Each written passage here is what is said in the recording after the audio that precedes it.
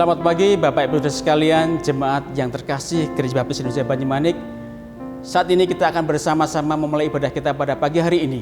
Walaupun dalam keterbatasan kita saat ini, namun kita tetap memuji Tuhan bersama-sama. Kita akan awali dengan pembacaan silih berganti pada pagi hari ini.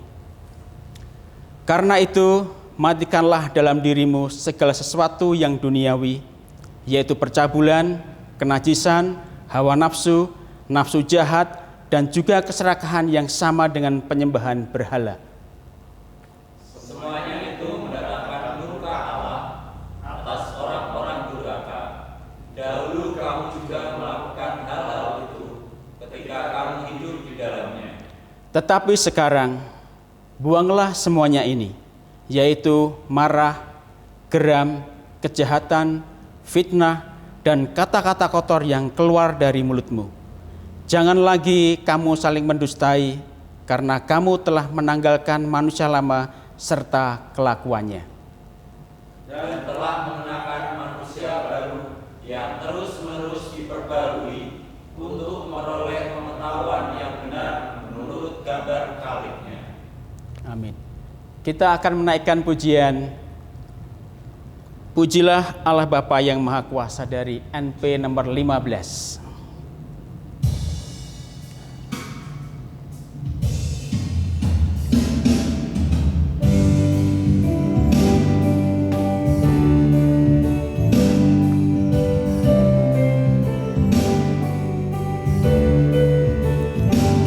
Puji Allah Bapa yang Maha Kuasa, Putranya diberikan sebab kasih-Nya.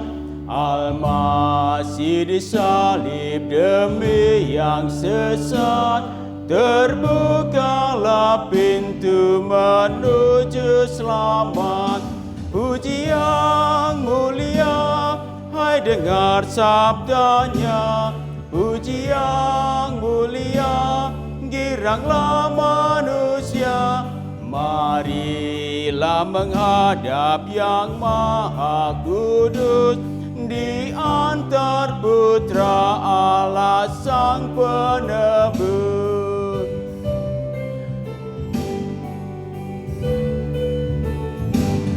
Darah Yesus Kristus tebusan dosa, itu janjinya bagi yang percaya.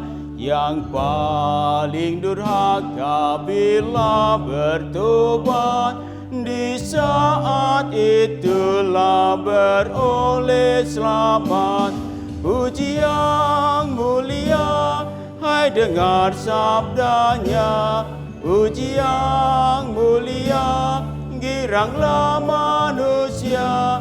Marilah menghadap yang Maha Kudus, di antar putra Allah Sang Penebus.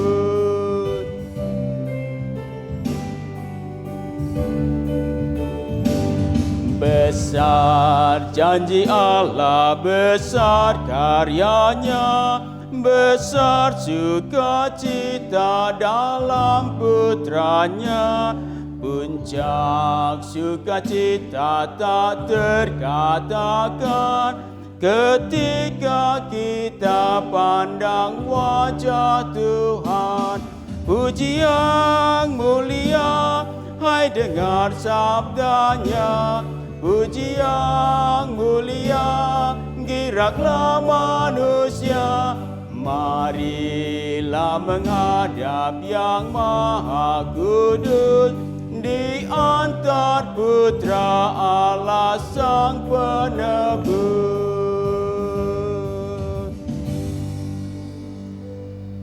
Mari kita akan tunduk kepala, kita akan berdoa untuk mengawali ibadah kita pada pagi hari ini.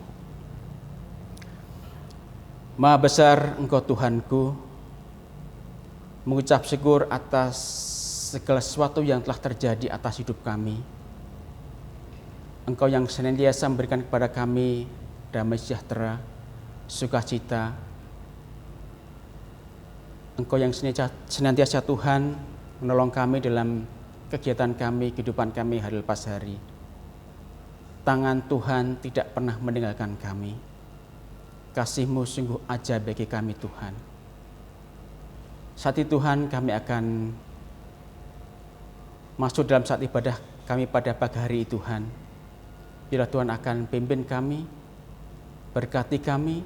Biarlah setiap pujian dan penyembahan yang boleh kami naikkan boleh membawa dupa yang harum di hadapan-Mu Tuhan. Kami menyerahkan saat ini dalam kuasa-Mu. Dalam satu nama Tuhan kami, Yesus Kristus, kami menaikkan doa kami, ucapan syukur kami pada pagi hari ini. Terima kasih Bapa. Haleluya. Amin. Firman Tuhan pada pagi hari ini diambil dari 1 Korintus 12 ayat 1 hingga yang ke-7. Kita akan mengadakan pembacaan silih berganti. Rupa-rupa karunia tetapi satu roh. Sekarang tentang karunia-karunia roh, aku mau saudara-saudara supaya kamu mengetahui kebenarannya. Kamu tahu bahwa pada waktu kamu masih belum mengenal Allah, kamu tanpa berpikir ditarik kepada berhala-berhala yang bisu. Karena itu aku mau meyakinkan kamu bahwa tidak ada seorang pun yang berkata-kata oleh Roh Allah dapat berkata, terkutuklah Yesus. Dan tidak ada seorang pun yang dapat mengaku Yesus adalah Tuhan selain oleh Roh Kudus. Ada rupa-rupa karunia, tetapi satu roh. Dan ada rupa-rupa pelayanan, tetapi satu Tuhan. Dan ada berbagai-bagai perbuatan ajaib, tetapi Allah adalah satu yang mengerjakan semuanya dalam semua orang. Tetapi kepada tiap-tiap orang dikaruniakan penyataan roh untuk kepentingan bersama.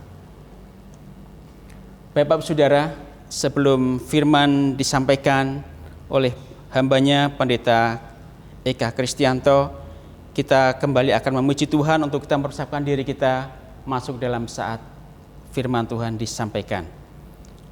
Kami berkumpul Tuhan.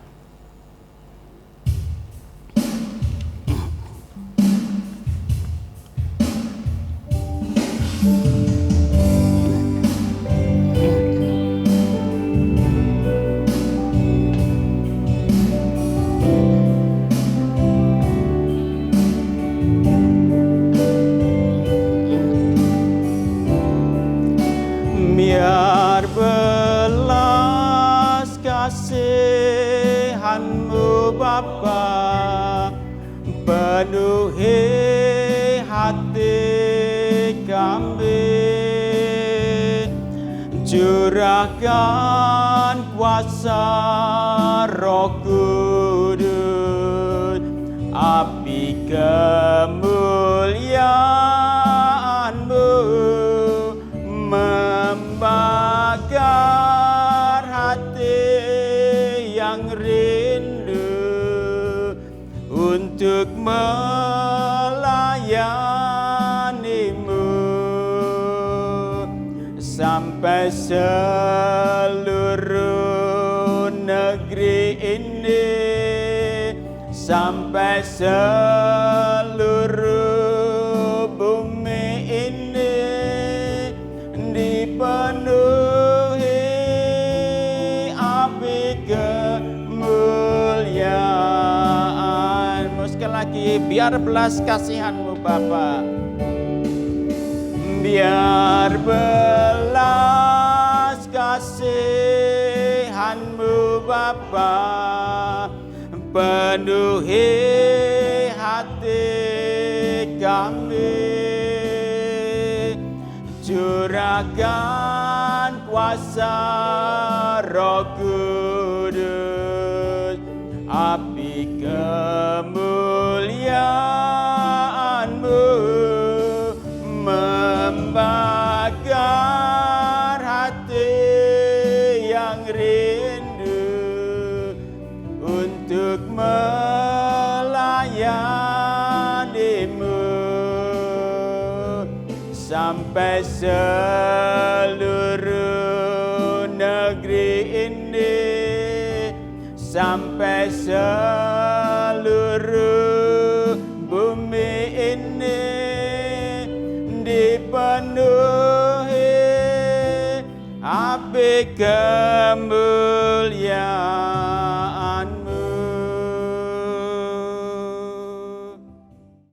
Shalom Bapak Ibu, selamat pagi semuanya.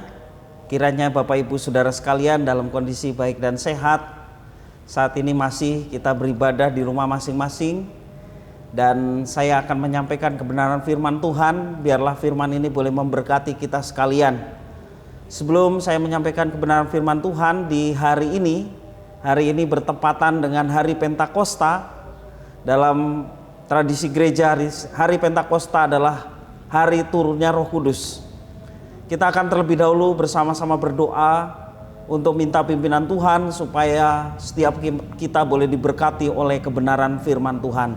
Mari kita berdoa bersama-sama.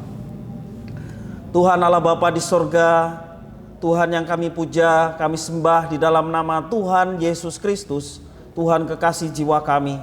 Sungguh kami mengucapkan syukur dan terima kasih. Kami boleh bersama-sama berkumpul untuk memuji dan memuliakan Tuhan. Saat yang terindah kami mau duduk dekat kaki Tuhan, mendengarkan perkataanmu. Roh Kudus memampukan kami untuk dapat memahami firman Tuhan. Roh Kudus pula memampukan kami untuk dapat kami terapkan dalam kehidupan kami setiap hari. Terima kasih Bapa, kami siap sedia untuk mendengar perkataanmu dan merenungkannya. Hanya di dalam nama Tuhan kami Yesus Kristus, Tuhan kekasih jiwa kami, doa ini kami naikkan dengan penuh ucapan syukur. Haleluya, amin. Bapak Ibu Saudara-saudara yang dikasihi Tuhan, hari ini adalah hari Pentakosta.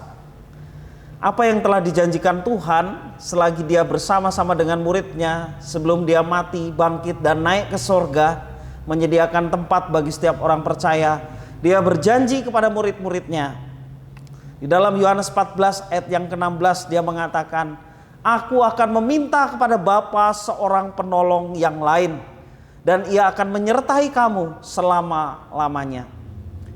Dan apa yang dikatakan oleh Tuhan Yesus, tepat di mana orang Israel bersama-sama merayakan hari Pentakosta. Dalam konteks Yahudi, hari Pentakosta adalah hari perayaan panen. Hari 7 minggu bersukacita oleh karena Tuhan memberkati dengan panen raya. Dan mereka membawa hasil pertama dari panen mereka kepada bait Allah dan dipersembahkan secara khusus kepada Tuhan. Sehingga semua orang bersukacita di hari Pentakosta dalam konteks Yahudi.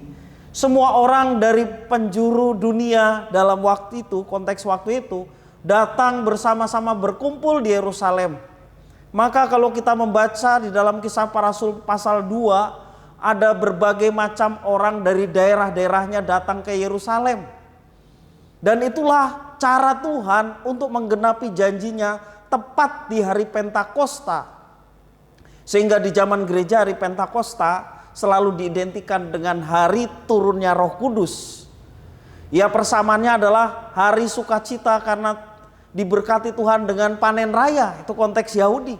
Dalam konteks umat Tuhan yang baru yaitu gereja, hari panen raya karena itu adalah hari di mana Roh Kudus dicurahkan dan banyak jiwa dipanen untuk kemuliaan Tuhan. Haleluya. Nah, Bapak Ibu yang dikasihi Tuhan, kita semua sering mendengar peristiwa itu.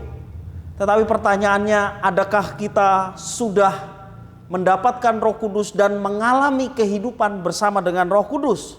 Sehingga firman pada hari ini saya beri judul berpengalaman dengan Roh Kudus. Bapak Ibu Saudara-saudara yang dikasihi Tuhan, Tuhan Yesus di dalam janjinya bahwa Roh kebenaran itu atau penghibur, dia akan menyertai kita selama-lamanya. Artinya Roh Kudus berdiam secara permanen dalam kehidupan orang percaya. Sebelum Pentakosta, Roh Kudus hanya dicurahkan kepada orang-orang tertentu, yaitu raja, imam, dan nabi, ataupun orang di luar jabatan itu yang dikehendaki oleh Tuhan. Tetapi Yesus berjanji kepada setiap orang yang percaya akan dicurahkan Roh Kudus dan tinggal secara permanen dalam orang tersebut. Roh Kudus menjadi hadiah bagi orang yang percaya, yang dinanti-nantikan dan diberikan kepada setiap orang percaya. Yohanes 7 ayat 37 sampai 39 dikatakan, dan pada hari terakhir yaitu pada puncak perayaan, Yesus berdiri dan berseru, Barang siapa haus, baiklah ia datang padaku dan minum. Barang siapa percaya kepadaku, seperti yang dikatakan oleh kitab suci, dari dalam hatinya akan mengalir aliran-aliran air hidup. Yang dimaksudkannya ialah roh yang akan diterima oleh mereka yang percaya kepadanya, sebab roh itu belum datang karena Yesus belum dimuliakan. Yesus dimuliakan ketika dia naik ke sorga, dan dia berjanji akan datang sama mulianya ketika dia naik. Untuk apa? Menjemput gerejanya. Setelah Yesus dimuliakan, janji firman Tuhan Yohanes 7 ayat 37 sampai 39, roh itu akan diberikan kepada orang percaya. Maka saya menuliskan bahwa Roh Kudus itu adalah hadiah bagi orang yang percaya. Roh Kudus yang berdiam secara permanen dalam kehidupan orang percaya diberikan bersamaan keselamatan yang dianugerahkan. Jadi keselamatan itu diberikan pada saat orang percaya, dan orang percaya itu karena Roh Kudus yang dicurahkan. Dalam Efesus 1 ayat yang 13 saya bacakan, di dalam Dia kamu juga, karena kamu telah mendengar firman kebenaran, yaitu Injil keselamatan. Di dalam Dia kamu juga ketika kamu percaya dimeteraikan dengan Roh Kudus yang dijanjikannya itu. Galatia pasal 3 ayat yang kedua juga mengatakan, hanya ini yang hendak ku ketahui daripada kamu, adakah kamu telah menerima roh karena melakukan hukum Taurat atau karena percaya kepada pemberitaan Injil? Jadi Roh Kudus diberikan kepada orang percaya bersamaan dengan anugerah keselamatan, anugerah hidup kekal. Yesus mendefinisikan hidup kekal dalam Yohanes 17 ayat yang ketiga. Relasi yang dipulihkan ketika kita mengenal Allah yang benar, mengenal Yesus yang diutus. Saudara-saudara yang kasih oleh Tuhan, Roh Kudus yang berdiam secara permanen dalam kehidupan orang percaya. Roh Kudus ini menjadi tanda milik dan jaminan yang disediakan bagi orang yang percaya. Seperti dikatakan 2 Korintus 1, 21 sampai 22. Sebab Dia yang telah meneguhkan kami bersama-sama dengan kamu di dalam Kristus adalah Allah yang telah mengurapi, memeteraikan tanda miliknya atas kita, dan yang memberikan Roh Kudus di dalam hati kita sebagai jaminan dari semua yang telah disediakan untuk kita. Jadi Roh Kudus adalah tanda miliknya dan jaminan yang disediakan bagi kita sekalian orang yang percaya. Saudara-saudara yang dikasihi oleh Tuhan, Roh Kudus sudah dicurahkan dalam hidup kita, bukan? Kalau Roh Kudus belum dicurahkan, kita tidak bisa mengakui Yesus sebagai Tuhan dan Juru Selamat. Seperti pembacaan kita yang tadi kita sudah baca, bahwa kalau Roh Kudus itu dicurahkan, maka hati dan mulut kita mengakui Yesus sebagai Tuhan. Roh Kudus tidak mungkin membawa kita untuk menghujat Kristus. Terus saudara yang kasih oleh Tuhan, mendiami berbeda dengan memenuhi. Kita sudah mendapatkan Roh Kudus, kita didiami. Tetapi yang Tuhan inginkan adalah kita dipenuhi. Kita berpengalaman dengan Roh Kudus yang mendiami kita, sehingga Dia memimpin hidup kita ke arah kemuliaan Tuhan. Apapun yang kita lakukan menunjukkan bahwa kita berpengalaman dengan Roh, sehingga yang muncul adalah buah Roh yang nyata dalam kehidupan kita. Roh Kudus mendiami kita itu sebagai anugerah, atau yang saya katakan tadi hadiah yang diberikan kepada orang percaya. Tetapi Roh Kudus bukan sengaja mendiami, tetapi Roh Kudus seharusnya memenuhi sehingga kita berpengalaman dengan Roh Kudus. Dan ini merupakan perintah yang diberikan kepada orang-orang yang sudah menerima Roh Kudus dalam kehidupannya. Bapak Ibu saudara-saudara yang dikasihi oleh Tuhan, dalam teks yang tadi kita baca bersama-sama dalam 1 Korintus pasal 12 ayat 1 sampai yang ke-11, berpengalaman dengan Roh Kudus. Ada hal yang menarik dari tulisan Rasul Paulus kepada jemaat di Korintus yang dituliskan surat Korintus ini karena persoalan-persoalan yang terjadi. Demikian juga persoalan-persoalan yang berkelompok-kelompok di antara mereka. Sehingga Rasul Paulus menekankan kita satu Tuhan, satu roh, walaupun karunia berbeda-beda, walaupun pelayanan berbeda-beda, tetapi kita punya satu roh, kita punya satu Tuhan. Rasul Paulus ingin menyatukan jemaat di Korintus yang terpecah-pecah karena berkelompok-kelompok. Saudara yang kasih oleh Tuhan, dari tulisan Rasul Paulus kepada jemaat di Korintus, ada beberapa hal yang kita mau belajar. Bagaimana berpengalaman dengan Roh Kudus. Yang pertama kita belajar bahwa orang yang mendapatkan Roh Kudus dan senantiasa dipenuhi oleh Roh Kudus, dia tidak tertarik kepada berhala-berhala. Sebelum dia percaya kepada Tuhan Yesus, dia tertarik pada berhala-berhala. Tetapi ketika sudah bersama dengan Roh Kudus, dia tidak ada lagi ketertarikan dengan berhala-berhala. Tetapi dia betul-betul hanya percaya kepada Tuhan. Dikatakan, aku mau saudara-saudara supaya kamu mengetahui kebenaran.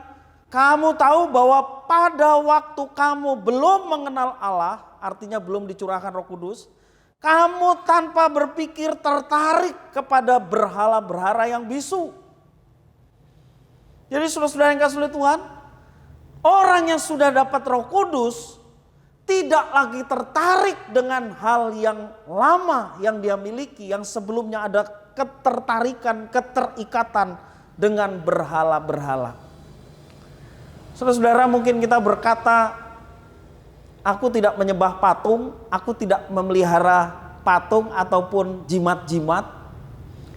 Tetapi Alkitab mengatakan kalau kita menjadi orang yang serakah, yang gila harta, kita tak ubahnya sama dengan penyembah berhala. Karena keserakahan adalah penyembahan berhala. Jadi saudara-saudara yang kasih oleh Tuhan, berhala-berhala sekarang itu sangat jelas. Kalau hati kita terpikat dengan hal yang lain di luar Allah, sesungguhnya itulah berhala dalam hidup kita. Apakah itu uang?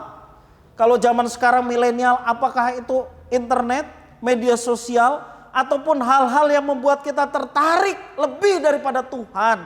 Sesungguhnya itulah berhala yang ada dalam kehidupan kita. Dan kalau orang yang sudah memiliki Roh Kudus dan hidup berpengalaman dengan Roh Kudus, dia tidak lagi hidup di dalam berhala-berhala. Dia tidak lagi tertarik dengan hal-hal tersebut. Tetapi yang membuat dia tertarik adalah Allah. Ketika dia membuka media sosial, ketika dia berinternet, pikirannya adalah dia menyenangkan hati Tuhan. Sehingga yang dicari ataupun yang disampaikan, yang di-sharingkan adalah kebenaran-kebenaran yang dia yakini dan dia imani. Saudara-saudara yang kasih oleh Tuhan, yang kedua berpengalaman dengan Roh Kudus. Yang terpenting bagi kita sekalian adalah ia mengakui Yesus sebagai Tuhan. Saudara-saudara, penting sekali. Mengapa kita perlu belajar kembali mengingat apa kepercayaan kita? Yaitu mengakui dia bukan sekedar nabi. Dia bukan sekedar manusia yang bermoral tinggi seperti yang dipercaya oleh banyak orang. Tetapi dia, yaitu Yesus, adalah Tuhan atas hidup kita. Artinya apa? Kesediaan kita untuk mentaati dia. Karena dia adalah Tuhan kita dan kita adalah ciptaannya. Saudara-saudara, dikatakan karena itu aku mau meyakinkan kamu bahwa tidak ada seorang pun yang berkata-kata dengan roh Allah, oleh roh Allah dapat berkata terkutuklah Yesus. Dan tidak ada seorang pun yang dapat mengaku Yesus adalah Tuhan selain oleh Roh Kudus. Saudara, kalau kita sering memperhatikan banyak dikatakan pendeta-pendeta yang kemudian tidak lagi menjadi pendeta, bahkan meninggalkan iman Kristennya. Dan ketika dia sudah meninggalkan iman Kristennya, dia memeluk satu kepercayaan tertentu. Kemudian apa yang dikatakannya, justru dia menghujat Yesus. Dia menjelek-jelekan iman kepada Kristus. Aneh sekali. Kalau saya gampang saja, sesungguhnya dia belum menerima Roh Kudus dan belum berpengalaman dengan Roh Kudus. Kalau dia sudah menerima Roh Kudus, saya yakin dan percaya Roh Kudus yang dijanjikan Tuhan dan digenapi setiap orang percaya, dia akan tinggal permanen. Tidak mungkin seorang itu akan menghujat Yesus. Sebab dikatakan firman Tuhan, kalau Roh Kudus ada pada seorang, tidak mungkin dia berkata terkutuklah Yesus. Jadi dalam diri orang tersebut, walaupun dia mengakui dirinya dulu seorang pendeta, sesungguhnya orang tersebut belum mendapatkan Roh Kudus, apalagi berpengalaman dengan Roh Kudus. Dia sama sekali belum mendapatkan Roh Kudus, apalagi berpengalaman dengan Roh Kudus. Sehingga kehidupannya setelah dia meninggalkan Yesus, dia menghujat dan mengutuki Yesus. Saudara-saudara yang dikasihi oleh Tuhan, orang yang berpengalaman dengan Yesus, diawali dengan pengakuannya Yesus adalah Tuhan. Artinya apa? Kesediaan dia untuk mentaati apa yang telah diperintahkan karena dia adalah Tuhan, penguasa alam semesta, penguasa kita. Dia bukan sekedar nabi yang menyampaikan firman, tetapi dia Tuhan sendiri yang datang menjadi manusia. Dialah Yesus dan hanya satu-satunya orang mendapatkan keselamatan dan hidup melalui iman kepada Yesus yang adalah Tuhan sendiri. Berpengalaman dengan Roh Kudus. Yang ketiga juga, dia akan menerima karunia Roh Kudus. Dengan tujuan untuk apa saudara? Untuk kepentingan bersama. Ayat yang ketujuh dikatakan, tetapi kepada tiap-tiap orang dikaruniakan penyataan roh untuk kepentingan bersama. Ayat-ayat selanjutnya dijelaskan macam-macam karunia. Saya tidak membahas karunia-karunia. Kita semua punya karunia. Betul? Dikatakan firman Tuhan, setiap orang yang dianugerahi Roh Kudus paling tidak memiliki satu karunia. Dengan satu tujuan, karunia itu dipakai untuk kepentingan bersama. Artinya untuk membangun umat. Sehingga kita semakin kenal siapa Tuhan dan Juru Selamat. Itu karya Roh Kudus dalam kehidupan orang yang berpengalaman dengan Roh Kudus. Saudara-saudara yang dikasihi oleh Tuhan, ada yang diberi karunia mengajar, ada yang diberi karunia menasehati, ada yang diberi karunia berkhotbah, ada yang diberi karunia berbahasa roh, ya. Semua karunia dipergunakan untuk membangun jemaat, membangun tubuh Kristus sehingga kita bertumbuh bersama, semakin hari semakin menyerupai gambaran Putra Tunggal Bapa, melayani bersama-sama. Nah, saudara-saudara yang keempat, berpengalaman dengan Roh Kudus, dikatakan kitab suci, mau terlibat di dalam pelayanan. Ada rupa-rupa karunia tetapi satu roh. Ada rupa-rupa pelayanan tetapi satu Tuhan. Memang konteks Korintus banyak jemaat yang terkelompok. Aku dari golongan Apolos, aku dari golongan Paulus. Yang lain mengatakan aku golongan Kefas, murid Yesus yang dipercaya.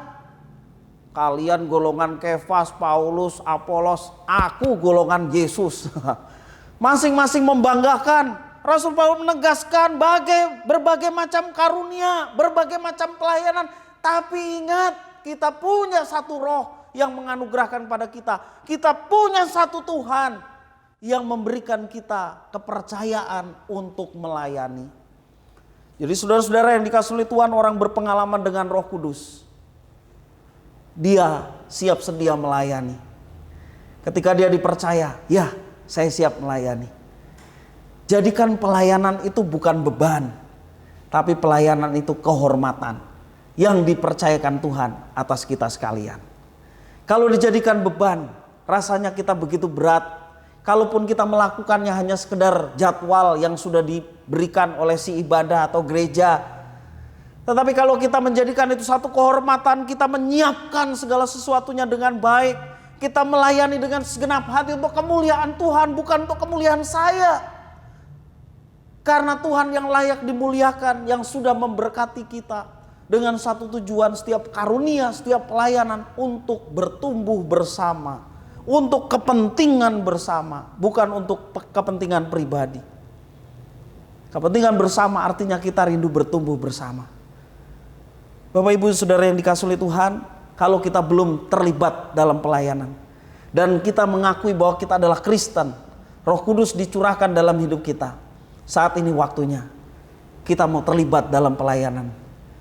Pelayanan tidak harus berdiri di mimbar seperti saat ini. Pelayanan banyak sekali yang bisa kita kerjakan sesuai dengan kemampuan, sesuai dengan disiplin ilmu yang dipercayakan Tuhan atas kita. Tetapi selagi kita masih hidup, selagi kita masih dipercayakan nafas, masih bisa melihat dengan leluasa, mendengar dengan jelas yang ada di sekitar kita, itulah kesempatan yang Tuhan berikan untuk kita dapat melayani Dia sebagai wujud berpengalaman dengan Roh Kudus. Dan yang terakhir, saudara-saudara, berpengalaman dengan Roh Kudus. Dia juga, karena Dia adalah Allah, siap menyatakan berbagai macam perbuatan ajaib. Bukan kita yang berbuat, tapi Allah yang berbuat di dalam kehidupan kita. Siapa yang mendapatkan perbuatan Allah yang ajaib? Yaitu orang yang tunduk, diawali dengan pengakuan Yesus adalah Tuhanku. Artinya dia juga mau tunduk di dalam ketaatan. Dan ketaatan itulah yang membawa Tuhan menyatakan perbuatan-perbuatan yang ajaib. Saudara-saudara, setelah Pentakosta apa yang terjadi dengan rasul-rasul? Rasul Petrus yang menyangkal 3 kali tidak kenal Yesus. Tapi ketika Roh Kudus dicurahkan, dia berani berkhotbah begitu luar biasa. Dengan kuasa Roh Kudus, di Serambi Salomo, emas dan perak tidak punya, tetapi apa yang kuberikan aku berikan kepadamu. Di dalam nama Tuhan Yesus bangkit dan berjalanlah. Orang yang lumpuh berjalan, sampai orang yang melihat ini sama seperti yang dilakukan orang yang telah tersalib itu. Sehingga ini kesempatan Petrus menggunakan orang yang terheran-heran itu untuk menyatakan kemuliaan Tuhan. Hal-hal yang ajaib akan diberikan kepada setiap orang yang taat, melakukan apa yang diperintahkan sebagai wujud berpengalaman dengan Roh Kudus. Kita tidak lagi bersama dengan Yesus, tapi Yesus bilang, aku tidak membiarkan engkau yatim piatu. Aku akan meminta seorang penolong yang lain, dan penolong itulah dicurahkan. Terbukti kita pun berkumpul di tempat ini, di rumah masing-masing dalam ibadah, karena roh yang sama, yaitu roh yang dicurahkan bagi kita sekalian. Saudara-saudara yang kasih oleh Tuhan, hal-hal yang ajaib bukan saja akan diberikan pada rasul-rasul. Bagi setiap orang yang dengan rela memberikan karunia yang dipercayakan pada kita untuk melayani.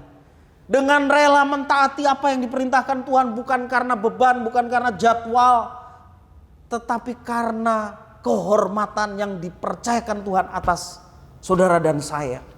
Sehingga kita melakukannya dengan segenap hati untuk Tuhan. Hal-hal yang ajaib akan mengiringi pelayanan Bapak Ibu Saudara sekalian. Amin. Mari senantiasa kita berpengalaman dengan Roh Kudus. Jangan kita mendukakan Roh Kudus. Roh Kudus sudah berdiam, dia bisa berduka. Berduka kalau apa, saudara? Kalau kita tidak melayani. Berduka kalau apa? Kalau kita tidak menggunakan karunia. Padahal karunia itu begitu banyak, tetapi kita tidak gunakan untuk membangun jemaatnya. Kita hanya diam saja. Roh Kudus berduka. Dalam 1 Tesalonika 5 ayat yang 19 katakan, jangan padamkan Roh Kudus yang ada dalam kehidupan kita. Karena dia pribadi, Roh Kudus itu pribadi, bukan sekedar kuasa, tapi dia pribadi Allah yang berkenan hadir dalam hidup kita. Maka tubuh kita dikatakan bait Allah, tempat kediaman Roh Kudus. Dia pribadi yang bisa berduka, dia pribadi yang bisa dipadamkan. Biarkan dia berpengalaman dengan kita. Karena dia bisa melakukan tindakan-tindakan yang ajaib kalau kita berpengalaman dengan Roh Kudus. Berpengalaman dengan Roh Kudus ini berarti kita membiarkan dia bebas menempati setiap bagian hidup kita, menuntun hidup kita, menguasai hidup kita, memenuhi hidup kita. sehingga pikiran kita selalu sejalan dengan firman, karena Roh Kudus tidak pernah bertentangan dengan firman Tuhan. Dia selalu sejalan dengan firman Tuhan, sehingga orang yang berpengalaman dengan Roh Kudus membiarkan dia menguasai setiap bagian hidup kita. Tangan kita, mata kita, kaki kita dikuasai, sehingga menuntun kita ke arah pertumbuhan, pengudusan, semakin menyerupai gambaran Putra Tunggal Bapa, Yesus Kristus. Berpengalaman dengan Roh Kudus artinya membiarkan hidup kita dipimpin oleh Roh Kudus. Dan firman Tuhan dalam Roma pasal 8 ayat yang 14, semua orang yang dipimpin oleh Roh Allah, dialah yang disebut anak-anak Allah. Anak Allah jangan selalu hanya berpikir bahwa kita nanti mati masuk surga. Itu pasti saudara-saudara. Tetapi kalau kita mau disebut anak-anak Allah selagi kita masih ada di dunia ini, kita mau hidup kita berpengalaman dengan Roh Kudus, yaitu membiarkan Dia secara bebas berkarya dalam kehidupan kita. Sehingga kita juga terutama mau mematikan setiap perbuatan dosa yang masih membelenggu kita dan membuat ganjalan, membuat Roh Kudus tidak secara bebas berkarya dalam kita. Ayat 13 mengatakan, saudara-saudara, jika kamu hidup menurut daging, kamu akan mati. Tetapi jika oleh Roh kamu mematikan perbuatan-perbuatan tubuhmu, kamu akan hidup. Orang yang dipimpin oleh Roh Allah, dia disebut anak-anak Allah dan berpengalaman dengan Allah, mengikis, mematikan setiap perbuatan-perbuatan daging yang menghalangi karya Roh Kudus dengan bebas dalam hidup kita. Mari saudara-saudara, kita yang sudah mendapatkan Roh Kudus, jangan saja Roh Kudus itu mendiami kita, tetapi biarlah Dia berkuasa sehingga kita berpengalaman dengan Roh Kudus, dan apa yang kita lakukan sesuai dengan apa yang dikatakan, apa yang diperintahkan dalam kitab suci. Hanya dengan cara itu kita memuliakan Tuhan, dan tujuan hidup kita, terlebih kita sudah mendapatkan Roh Kudus sehingga disebut umat Allah yang baru, yaitu melaksanakan apa yang diperintahkan, memuliakan Allah dalam hidup kita. Amin. Mari kita berdoa bersama-sama. Tuhan Allah Bapa di surga, sungguh kami bersyukur oleh karena apa yang telah Tuhan janjikan. Engkau yang meminta kepada Bapa seorang penolong yang lain, telah Engkau genapi ketika Roh Kudus dicurahkan pada hari Pentakosta. Murid-murid Tuhan berkumpul dan Roh Kudus dicurahkan sehingga mereka memberitakan perbuatan-perbuatan Allah yang ajaib, karya keselamatan di dalam Yesus, dan banyak orang pun yang pada akhirnya bertobat. Dan kami percaya karya Roh Kudus hidup sampai hari ini. Terbukti setiap anak-anak-Mu yang sudah menerima Roh Kudus diberikan satu keyakinan bahwa kami boleh mengakui Yesus sebagai Tuhan dan Juru Selamat, dan terus minta dipimpin oleh Tuhan sehingga kami mematikan setiap perbuatan daging kami dan hidup dalam ketaatan seperti yang Tuhan inginkan. Mari Roh Kudus berkaryalah dalam hidup kami. Kami mau terus berpengalaman dengan Engkau. Terima kasih Bapa. Di dalam nama Tuhan Yesus kami sudah berdoa dan bersyukur atas firman Tuhan. Haleluya. Amin. Bapak Ibu Saudara, kita akan memberikan respon firman Tuhan yang sudah disampaikan, dan kita menaikkan pujian Kurasakan Kuasa-Mu Tuhan.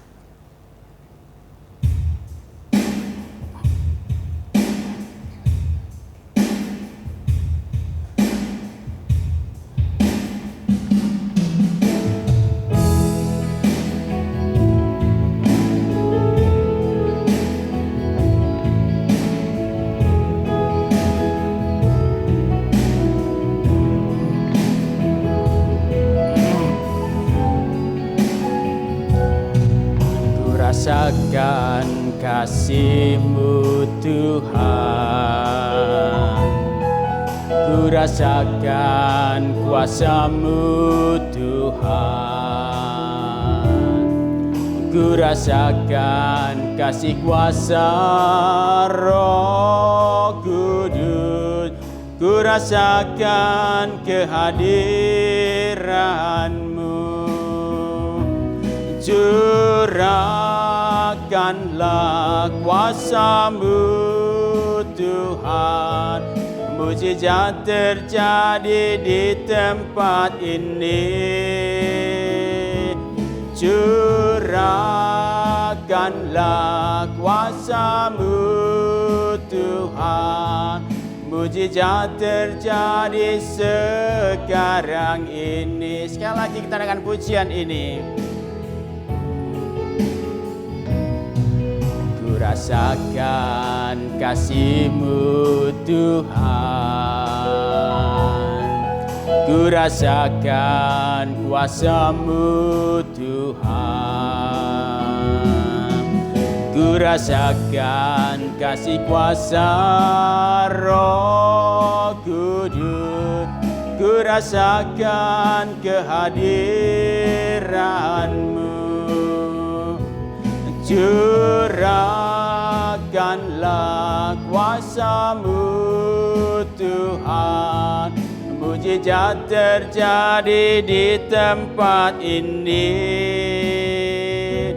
Curahkanlah kuasa-Mu Tuhan. Mujizat terjadi sekarang ini. Curahkanlah. Curahkanlah kuasa-Mu Tuhan. Mujizat terjadi di tempat ini. Curahkanlah kuasa-Mu Tuhan. Mujizat terjadi sekarang ini. Mujizat terjadi. Mujizat terjadi sekarang ini.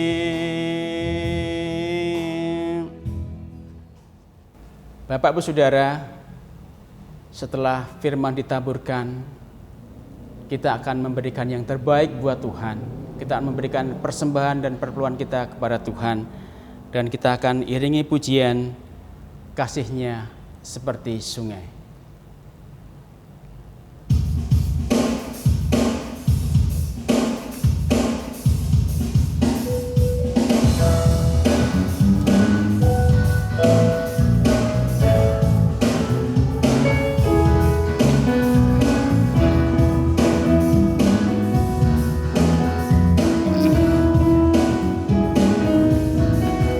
Kasih-Nya seperti sungai, kasih-Nya seperti sungai, kasih-Nya seperti sungai di hatiku. Mengalir di waktu hujan, mengalir di waktu panas. Kasih-Nya seperti sungai di hatiku. Berkat-Nya seperti sungai, berkat-Nya seperti sungai, berkat-Nya seperti sungai di hatiku. Melimpah di waktu hujan, melimpah di waktu panas. Berkat-Nya seperti sungai di hatiku. Kasih-Nya seperti sungai, kasih-Nya seperti sungai, kasih-Nya seperti sungai, kasih-Nya seperti sungai di hatiku. Melimpah di waktu malam, melimpah di waktu siang. Kasih-Nya seperti sungai di hatiku. Berkat-Nya, berkat-Nya seperti sungai, berkat-Nya seperti sungai, berkat-Nya seperti sungai di hatiku. Melimpah di waktu hujan, melimpah di waktu panas. Dekatnya seperti sungai di hatiku.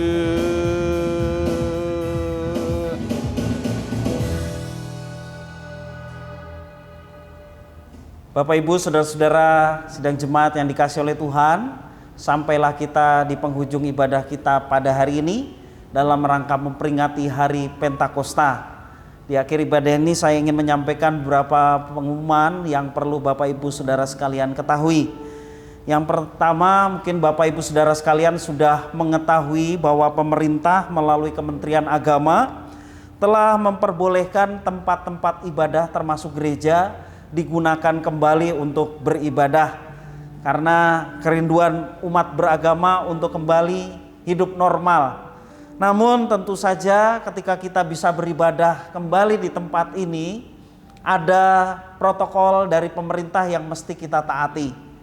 Sehingga tentu saja walaupun kita nanti kembali beribadah di tempat ini, ada perbedaan-perbedaan dari ibadah sebelum pandemi ini terjadi. Tapi biarlah kita bisa memaklumi itu. Yang penting bagi kita adalah kita bisa kembali berkumpul bersama-sama dalam ibadah, tentu saja dengan protokol pemerintah yang kita akan taati. Untuk detailnya nanti saya akan jelaskan baik di dalam WhatsApp grup ataupun pengumuman yang lain. Untuk saat ini belum tahu pasti kapan kita akan mulai ibadah bersama-sama di tempat ini, tetapi ada arah ke situ dalam waktu dekat. Demikian mengenai penggunaan gereja kita untuk ibadah. Biarlah Bapak Ibu sekalian memakluminya dan terus mendoakan supaya kita pada saatnya bisa menggunakan tempat ini kembali untuk beribadah.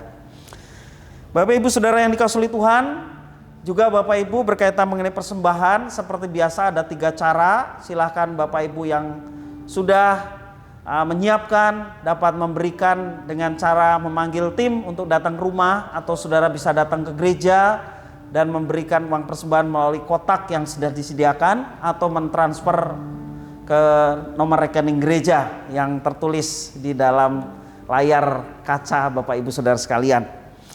Demikian mengenai persembahan. Juga Bapak Ibu yang kesulitan, untuk saudara-saudara yang berulang tahun dalam minggu ini, sekali lagi akan didoakan di dalam doa pagi setiap hari, ya. Demikian, mari kita akan bersama-sama berdoa. Saya akan memimpin baik doa persembahan, doa syafaat, dan doa berkat. Mari kita tundukkan kepala dan kita akan berdoa bersama-sama. Tuhan Allah Bapa di sorga, yang kami puja, kami sembah di dalam Yesus Kristus, yang pada hari ini kami memperingati akan penggenapan janji Yesus, yaitu akan meminta kepada Bapa seorang penolong yang lain, dan telah dinyatakan saat Pentakosta Tuhan membentuk jemaat yang mula-mula. Kalaupun kami saat ini berada, itu semua karena karya Roh Kudus yang telah Engkau curahkan dalam kehidupan orang percaya. Dan kami bersyukur karena kami masuk di dalam rencana Allah. Kami pun boleh mendapatkan anugerah Roh Kudus yang dicurahkan dalam kehidupan kami, sehingga kami mengakui Yesus sebagai Tuhan dan Juru Selamat. Kami dengan kesediaan hati kami mau berpengalaman dengan Engkau, mau membiarkan Engkau memimpin hidup kami dengan bebas, sehingga kami dengan sukacita melayani Tuhan, dengan sukacita mempersembahkan karunia dan talenta yang dipercayakan Tuhan kepada setiap anggota tubuh Kristus dengan baik untuk kepentingan bersama dan kemuliaan bagi Tuhan. Terima kasih ya Tuhan, pada saat ini kami terus mendoakan untuk situasi bangsa dan negara kami, Indonesia, di masa pandemi COVID-19.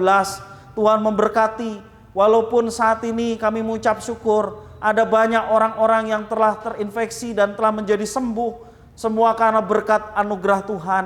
Mohon berkat Tuhan untuk seluruh umat Tuhan, diberkati kiranya umat Tuhan dengan daya tahan tubuh yang baik, dengan hikmat untuk tetap menjaga kesehatan dan mengikuti aturan-aturan, supaya himbauan pemerintah untuk memerangi corona ini juga kami dapat terlibat di dalamnya, dengan cara kami menjaga kesehatan dan mengikuti aturan-aturan yang ada, sehingga corona ini boleh dihancurkan dan dilenyapkan dari bumi Indonesia, sehingga kami dapat menggunakan kesempatan waktu yang ada untuk melayani Tuhan dan berkarya bagi kerajaan-Mu dengan apapun yang dipercayakan atas kami, dengan leluasa, karena Tuhan memberkati kami dengan pemulihan bangsa ini dari corona. Terima kasih ya Tuhan, kami menyerahkan situasi kondisi bangsa kami ke dalam tangan kuasa-Mu. Kami juga berdoa seluruh umat Tuhan diberkati dengan kesehatan, dan melalui kesehatan kami dapat terus berkarya bagi Tuhan. Kami mendoakan juga ya Tuhan untuk rencana ibadah di gereja-Mu di tempat ini. Seluruh umat Tuhan di tempat ini merindukan kembali bersama berkumpul di tempat ini. Dan pemerintah sudah mengizinkan untuk kembali digunakan. Walaupun harus mengikuti aturan-aturan yang ada, biarlah kami juga tetap bersandar pada aturan yang telah ditetapkan pemerintah, sehingga kami ketika kami boleh kembali berkumpul, kami pun tetap melaksanakan ketaatan kami kepada pemerintah terhadap aturan yang sudah diberikan. Terima kasih Tuhan, kami serahkan rencana ibadah di tempat ini ke dalam tangan pengasihan Tuhan. Tuhan memimpin dan memberkati. Kami juga terus mendoakan untuk umat Tuhan yang terkena dampak dari pandemi COVID-19 ini. Khususnya mereka-mereka yang kehilangan pekerjaan atau mengalami kekhawatiran oleh karena ketakutan untuk mendapatkan pemutusan hubungan kerja. Tuhan, kami mohon kepadamu, Engkau sumber hidup kami, Engkau sumber penyertaan kami dan pengalaman hidup kami. Kami mohon berkat Tuhan untuk setiap umat Tuhan. Biarlah diberkati anak-anak-Mu sekalian dengan pekerjaan yang sesuai dengan rancangan Tuhan atas hidup mereka. Kalaupun ada yang terkena dampak, Tuhan memelihara hidup mereka. Karena kami yakin dan percaya Engkau melihat setiap anak-anak-Mu, bahkan kebutuhan mereka. Engkau yang mencukupkan dengan cara-cara Tuhan yang ajaib, yang akan memelihara umat Tuhan sekalian. Terima kasih ya Tuhan, kami menyerahkan tuh anak-anak kami di antara jemaat Tuhan yang akan melanjutkan ke sekolah yang baru, baik di tingkat TK, SD, SMP, SMA, bahkan ke perguruan tinggi.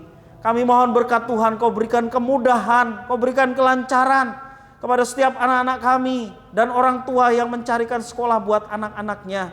Biarlah Tuhan memberkati dengan sekolah yang terbaik, sehingga mereka bertumbuh bukan saja dalam pengalaman intelektual, tetapi juga spiritual, semakin mengenal pribadi-Mu yang agung dan luar biasa. Terima kasih Tuhan, inilah syafaat doa kami. Tuhan mendengar dan mengabulkan.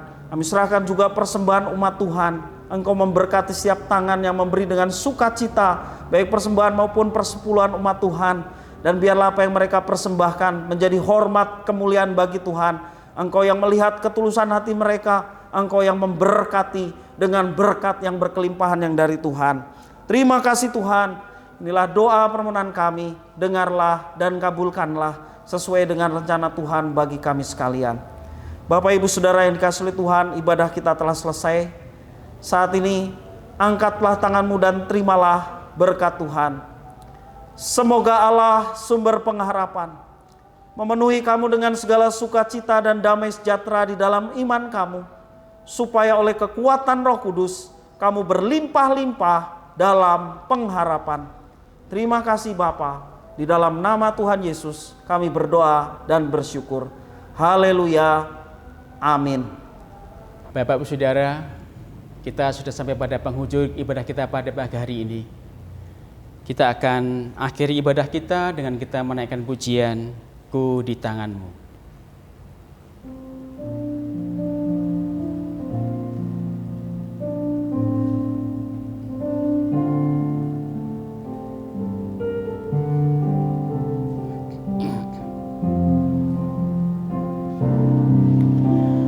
Ku di tangan-Mu,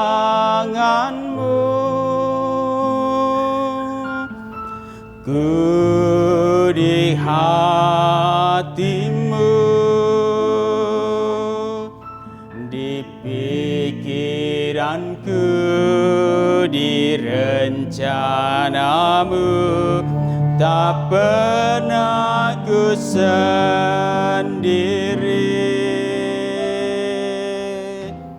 Ku di tangan-Mu,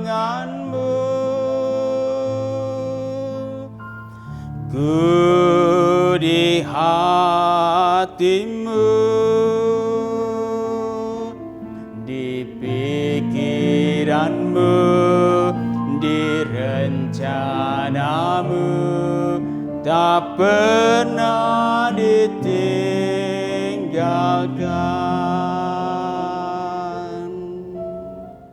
Selamat pagi Bapak Ibu Saudara sekalian.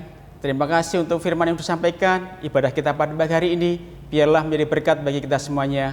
Tuhan Yesus memberkati. Amin.